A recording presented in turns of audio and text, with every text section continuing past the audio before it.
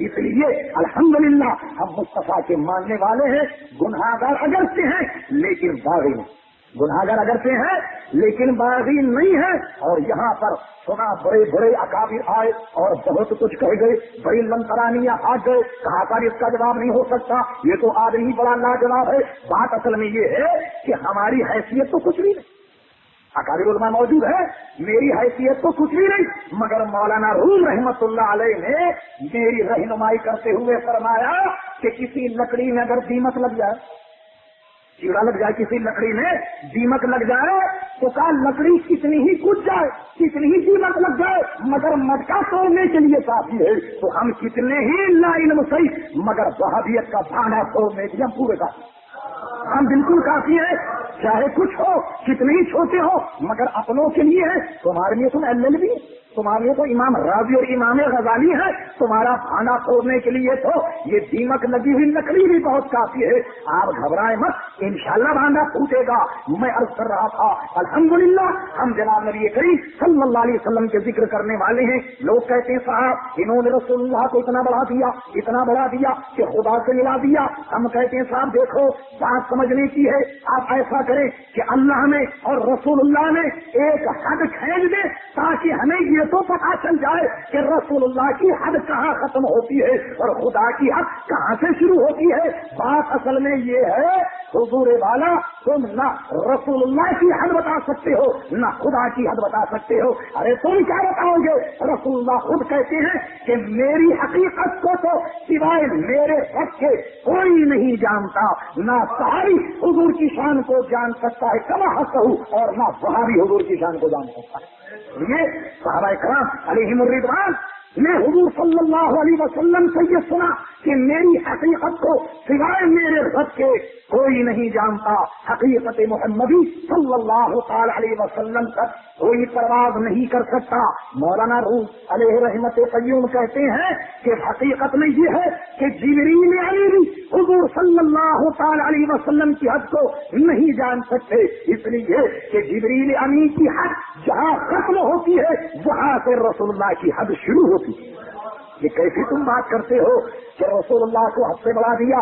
ارے تمہارے جیسے نقطے حد کو کیا جانے، حد کو کیا جانے تمہارے جیسے لوگ رسول اللہ کی حد کو کیا جانے. دیکھو رسول اللہ صلی اللہ تعالی علیہ وسلم کے حدود اگر تمہیں دیکھنا ہو، میں عرض کر رہا تھا رب کریم نے فرمایا ہے مسلمانوں اللہ اور اس کے رسول سے آگے مت بڑھنا.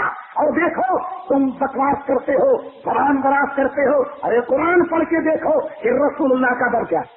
میں نہیں کہہ رہا، رب کریم نے چند لوگوں کو رسول اللہ کے دربار میں ایسے کلام کرتے ہوئے دیکھا جیسا کہ آپس میں ایک دوسرے سے باتیں کی جاتی ہیں یا ایک دوسرے سے کلام کیا جاتا ہے. قربان جائیے رب کریم نے حد بیان فرمائی اور فرما سنو میرے محبوب کے دربار کا ادب یہ ہے یا ایھا الذین آمنوا لا ترفعوا اصواتکم، اے مسلمانوں اپنی آوازوں کو پست رکھنا، اپنی آوازوں کو پست رکھنا. عند رسول اللہ اولئک الذین نہیں یا ایھا الذین آمنوا لا ترفعوا اصواتکم فوق صوت النبی ولا تجهروا له بالقول كجهر بعضكم لبعض ان تحبط اعمالكم وانتم لا تشعرون. دیکھو جب تم بات کرو گفتگو کا انداز تمہارا ہرگز یہ نہ ہو جیسا کہ تم آپس میں ایک دوسرے سے باتیں کرتے ہو کہ کبھی اس کی آواز سبقت لے جائے، کبھی تمہاری آواز سبقت لے جائے. نہیں، اگر تمہاری آواز رسول اللہ صلی اللہ علیہ وسلم کی آواز پر بلند ہو جائے اور تم ویسے باتیں کرنے لگ گئے جیسا آپس میں باتیں کرتے ہو، ہم تحبط اعمالکم تمہارے سارے اعمال اکارت چلے جائیں گے اور لا تشعرون تمہیں پتہ بھی نہیں چلے گا. اور کیا ہوا؟ لوگ تو شہید اس کو حضرت عمر رضی اللہ تعالیٰ عنہ پہاڑ کے اوپر احد پہاڑ پر اگر باتیں کرتے تو نیچے والا سن کر کہتا کہ حضرت عمر باتیں کر رہے. اتنی بلند آواز. جو بڑے جہیر الصوت صحابہ تھے ان کا حال یہ ہو گیا کہ وہ اس آیت کریمہ کے نزول کے بعد حضور صلی اللہ علیہ وسلم کے حضور جب بیٹھے اور جب گفتگو کرتے حضور علیہ السلام کو بار بار پوچھنا پڑتا کہ کیا کہہ رہے ہو، کیا کہہ رہے ہو، اپنی آواز کو وہ اتنا پست کر دیا کرتے تھے۔ رب کریم نے ان کی شان کو بھی بیان فرمایا، ان الذین یغضون اصواتهم عند رسول اللہ اولئک الذین امتحن اللہ قلوبهم بالتقوی لهم مغفرۃ واجر عظیم۔ اور وہ لوگ کہ جو میرے محبوب صلی اللہ علیہ وسلم کے سامنے اپنی آوازوں کو پست کرتے ہیں، اولئک الذین امتحن اللہ قلوبهم بالتقوی، ارے یہ لوگ تو وہ ہیں کہ جن کے دلوں کو اللہ تعالیٰ نے تقوی اور پرہیزگاری کے لیے چھانٹ لیا ہے، چن لیا ہے۔ لہم مغفرۃ واجر عظیم، اللہ کی مغفرت اور اجر عظیم بھی انہی لوگوں کے لیے ہے۔ یہ ہے رسول اللہ صلی اللہ علیہ وسلم کے دربار کا ہے نا۔ اور اللہ تبارک و تعالیٰ نے کچھ لوگوں کو دیکھا کہ وہ اس کے محبوب کو حجرے کے باہر سے پکارتے ہیں، آواز دیتے ہیں۔ رب کریم نے دیکھا، ملاحظہ کیا کہ یہ طریقہ میرے محبوب کی شایان شان نہیں ہے، اس لیے رب کریم نے اپنے محبوب کے مناقات کا طریقہ رکھا ہے۔ تو کیا طریقہ ہے؟ فرمایا ان الذین ینادونک من وراء الحجرات اکثرهم لا یعقلون، اور اے محبوب جو تجھ کو حجرے کے باہر سے آواز دیتے ہیں ان میں اکثر لوگ عقل نہیں رکھتے۔ محبوب جو تجھے حجرے کے باہر سے پکارے وہ لوگ عقل نہیں رکھتے۔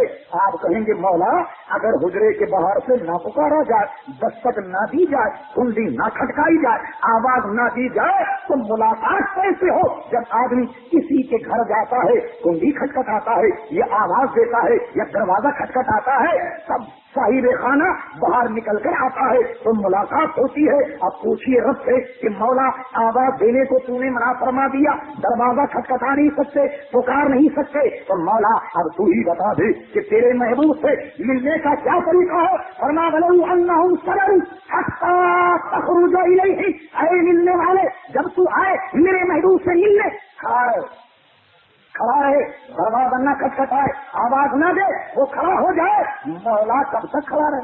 کب تک کھڑا رہے؟ حتیٰ تخرج الیہ، وہ جب تک کھڑا رہے جب تک کہ میرا محبوب خود نہیں نکلا۔